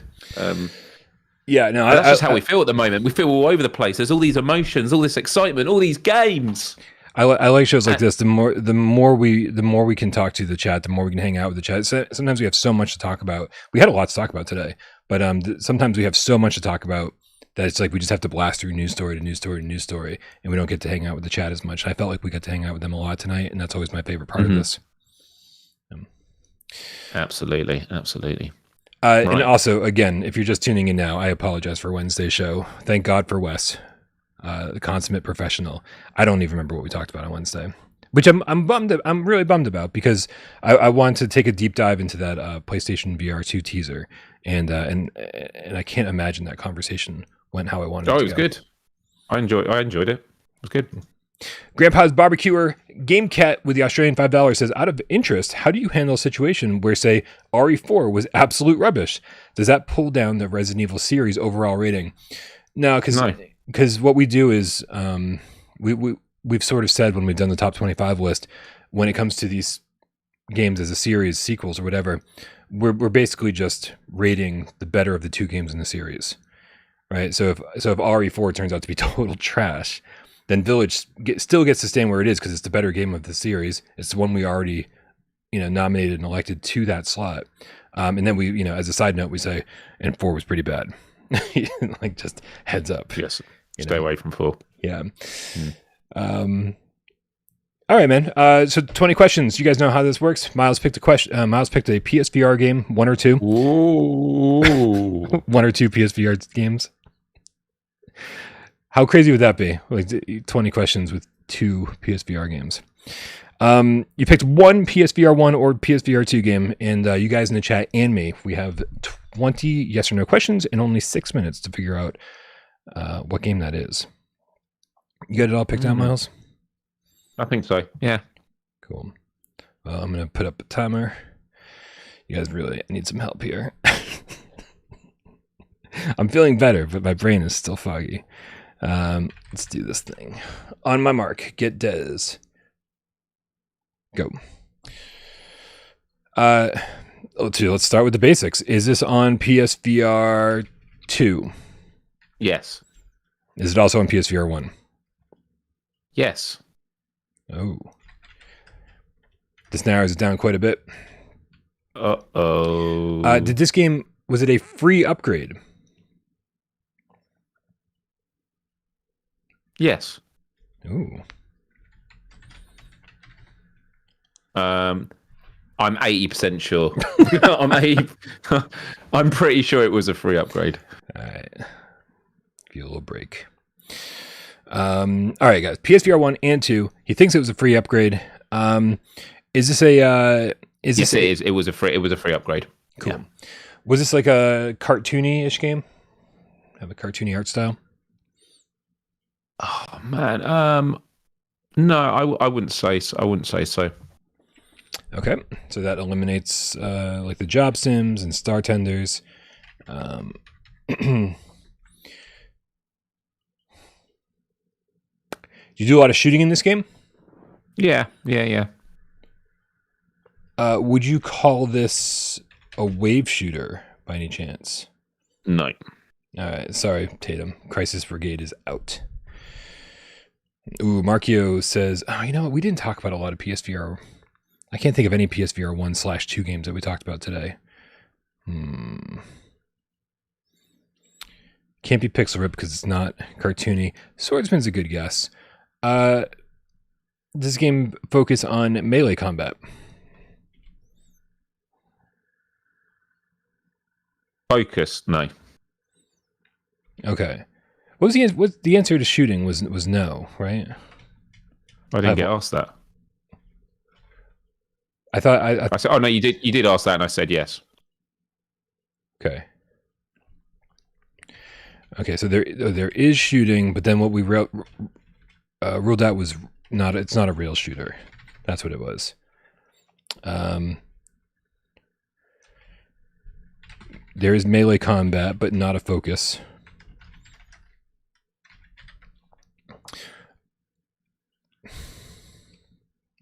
Oh, interesting. By any chance, did this make it on our last top 25 list, but not the one before it? That's a very specific question. Sorry, did it repeat the question? Is this a game that made it on our most recent top 25 list, but didn't make it on the one before it? No. Okay, it's not No Man's Sky, you guys.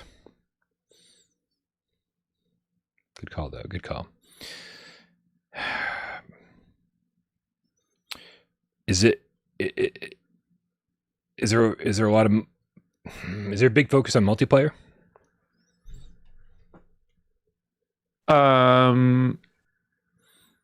Yeah, I guess so. Myles is a bad liar. The fact that you thought about that so long means it is Zenith, you guys.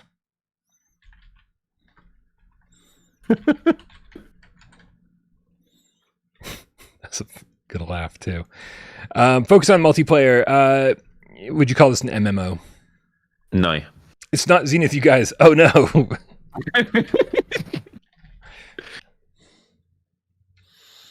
Okay. This always makes me nervous because I'm like, have I messed up a question? Like, yeah. Okay. Is this a game in a series? No. Okay. Well, there goes Cave Digger, you guys.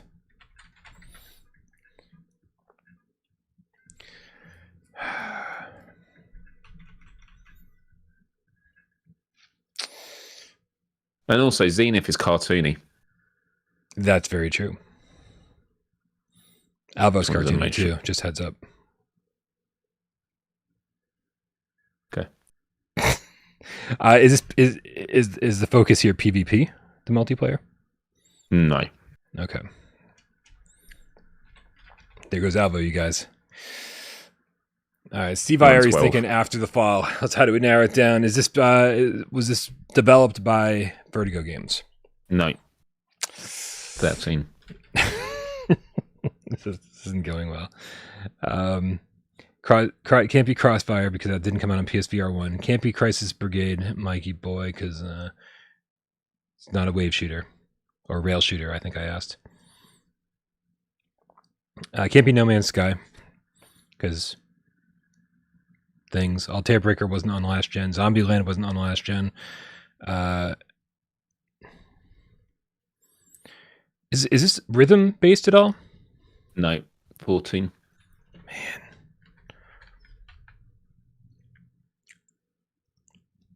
There's zombies in this game.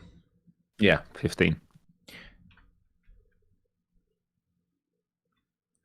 Is this game super janky? Yeah, 16. All right, let's reverse one of those questions. Was this on our last top 25 list, but not on the most current one? That was why I wanted you to. That's why I was making sure I was going to. If you weren't going to get this, I would have gone. Let's just do the inverse of that. Yes, it was on our last top 25, but not this Myles, one. is this game Survive?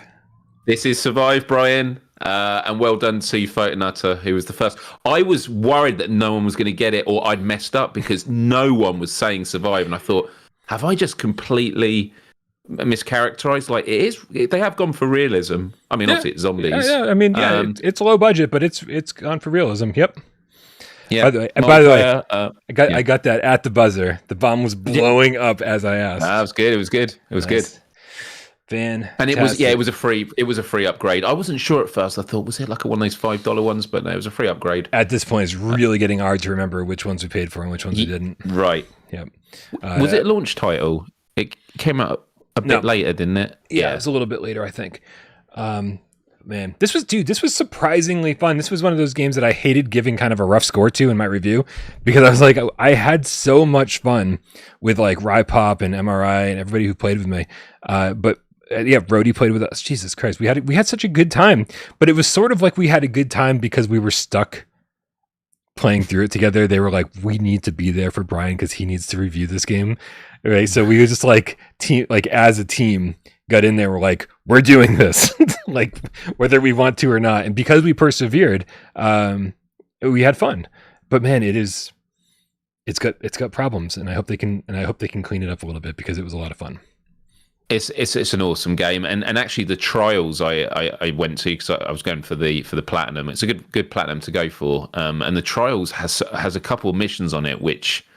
One of them, you get into the back of the helicopter and you got to press the button to close the back of the door, and it's endless waves of zombies. And me and my mate, we got on and we'd run out of weapons and we dropped, and our melee had like busted. As we're closing the door, they got caught on. So as it was taking off, we were surrounded by zombies, like punching them, and we failed. And I was like, I've not had an experience in that in any VR. Like, there's some really cool stuff that happens there. My question is, what is the roadmap for this game? Are they going to add more? Like, if they keep adding new campaigns or new modes, I'll go back to it for sure. Because for me, the game just feels like I've been kind of like when you talk about Organ Quarter, it feels like you've gone back to the PS1 era for Silent Hill.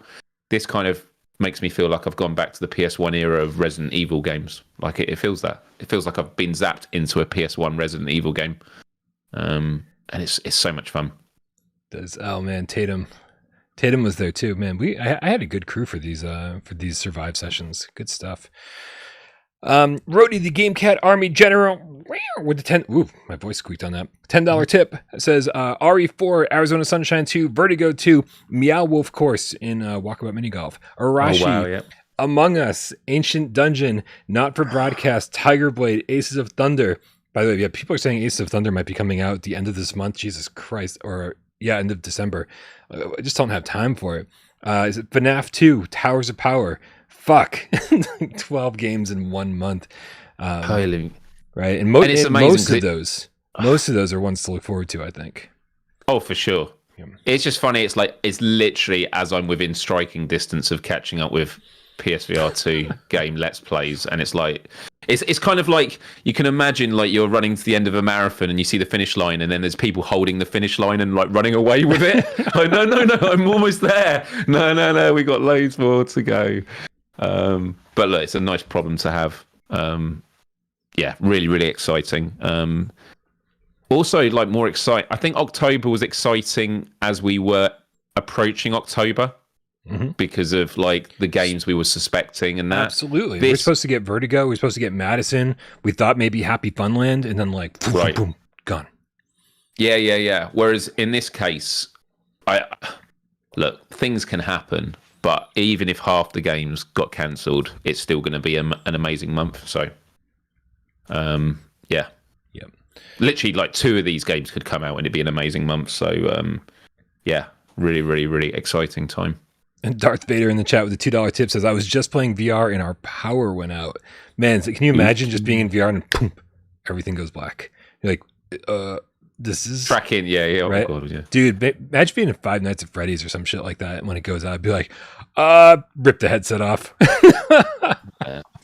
Dude, it's crazy thinking that Five Nights at Freddy's 2 is coming out, like, having just played the first one again. Like, I know, dude. I know. And it's going to be so much worse.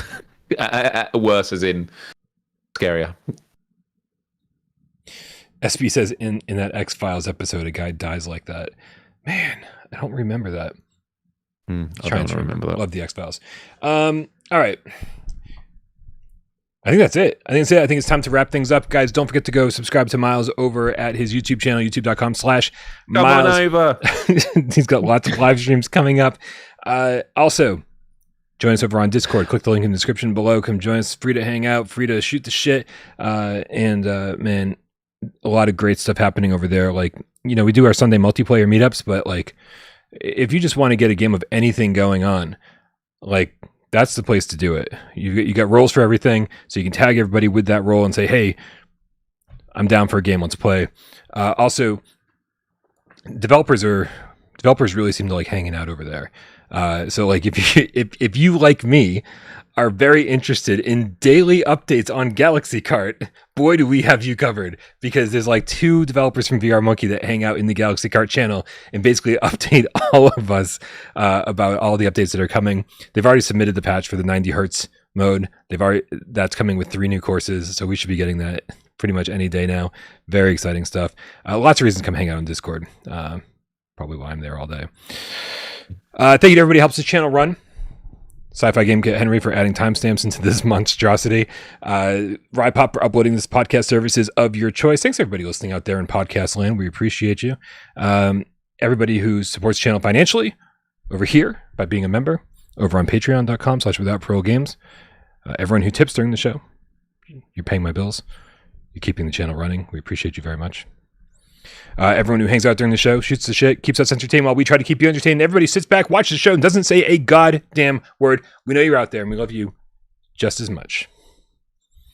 Happy Friday, Myles. Happy Friday, Brian. Happy Friday, Game Cats. Have a great weekend, because it's December, and there is so much awesomeness in the week ahead. Let's go.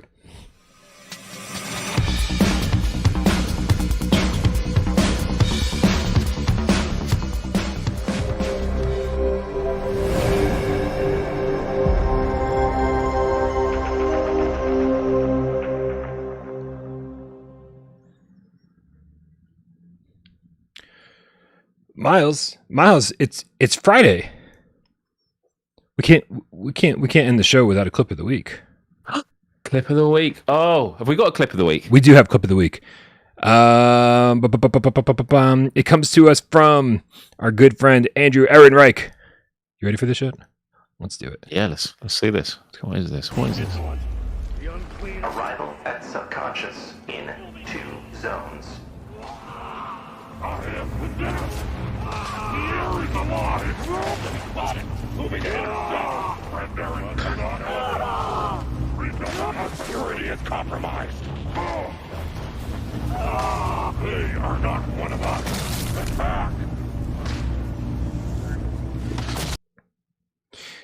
Dude, it's so weird to see somebody just doing the same thing I did in Synapse, just basically hanging out by a fire pit and just throwing people in one after another, and just being like, yep, yeah. I think I could probably take down pretty much any level this way. I mean, it's funny to watch, but there's also a part of me that's like, this just feels like a design flaw at a certain point.